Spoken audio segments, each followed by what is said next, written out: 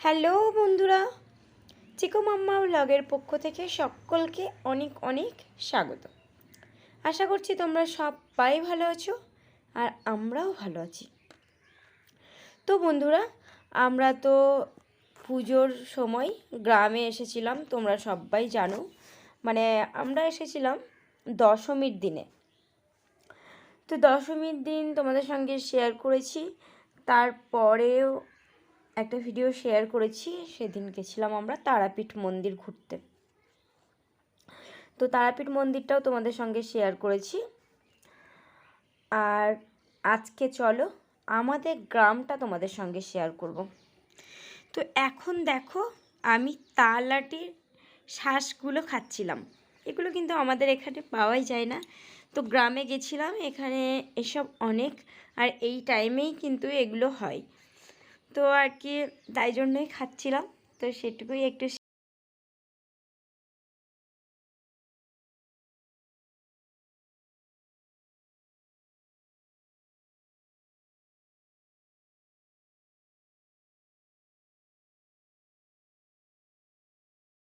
তো বন্ধুরা, আমাদের বাড়ি থেকে একটুখানি হেঁটে গিয়েই আমাদের দুর্গা মন্দির। তো এটাই হচ্ছে আমাদের দুর্গা মন্দির। আর দুর্গা মন্দির পেরিয়ে আমরা চলে যাচ্ছি কালী মন্দিরের দিকে। পাশে দেখো পুকুর আছে আর অনেক গাছপালা। গ্রামে তো বুঝতেই পারছো, গ্রামে তো অনেক গাছপালা থাকে। আর বাড়ির দেওয়ালে দেখো ঘুঁটে দেওয়া আছে। তো সব কিছুই তোমাদের সঙ্গে শেয়ার করছি। আর সব কিছু শেয়ার করতে করতেই আমি চলে যাচ্ছি কালী মন্দিরের দিকে। আমাদের গ্রামে একটাই দুর্গা মন্দির, সেটা তোমাদের সঙ্গে শেয়ার করলাম। এবার কালী মন্দিরটাও তোমাদের দেখাচ্ছি। তো এসে দেখো পৌঁছে গেছি এখন কালী মন্দিরের কাছে। ছোট্ট একটা মন্দির, আর একটাই কালী মন্দির। তো দেখো, আমরা টোটো করে এসেছিলাম, তো সেটাই এখানে রাখলাম। আর সবাই মিলে এখন নেমে পড়ছি টোটো থেকে। এই যে দেখো আর একটা পুকুর। আর গ্রামের মধ্যে ছোট্ট ছোট্ট কিন্তু অনেক পুকুর আছে। তো আমি রাস্তার আশেপাশে যেগুলো আছে সেগুলোই শেয়ার করতে পারবো, বেশি তো আর তোমাদের সঙ্গে শেয়ার করতে পারবো না। আর পুরো গ্রামটাও ঘুরিয়ে দেখাতে পারবো না। যদিও ছোট্ট একটা গ্রাম, তবুও ছোট্ট ছোট্ট রাস্তা, সেদিকে যাইনি। আমি আমাদের বাড়ি থেকে দুর্গা মন্দিরে এলাম, আর দুর্গা মন্দির থেকে সোজা রাস্তা হচ্ছে কালী মন্দির, সেখানে চলে এলাম। এটাই আমাদের কালী মন্দির। আর পিছনে এই মন্দিরটা এখন তৈরি হচ্ছে। মানে ওই সামনের যে মন্দিরটা দেখলে, ওই মন্দিরটা অনেক আগে থেকেই আছে। ওই তো এখন নতুন করে এই কালী মন্দিরটা তৈরি হচ্ছে। আর দেখো সূর্য ডুবেও যাবে এখনই। খুব সুন্দর লাগছে সানসেট টাইমটা। এই দেখে, এইটা মনে হয় একটা ভেতরে রুমের মতো হচ্ছে, আর ওপরে মন্দির হবে। আর এই দিকে দেখো বাঁশ বাঁধা হয়েছে, কেননা দুর্গাপুজোর পরে লক্ষ্মী পুজো হবে। তো লক্ষ্মী পুজোর পর দিন থেকেই এই মন্দিরে এখানে অনুষ্ঠান শুরু হবে, যেমন যাত্রা, কীর্তন, বাউল গান, কবি, এই সবই হয়। সেই জন্যই এখানে প্যান্ডেলটা তৈরি হচ্ছিল। আর আমরা সবাই মন্দিরের উপরে ছিলাম। তো সবাই দেখো এখন মন্দির থেকে নেমে চলে আসছি। আমরা কিন্তু অনেকজন মিলে এসেছিলাম।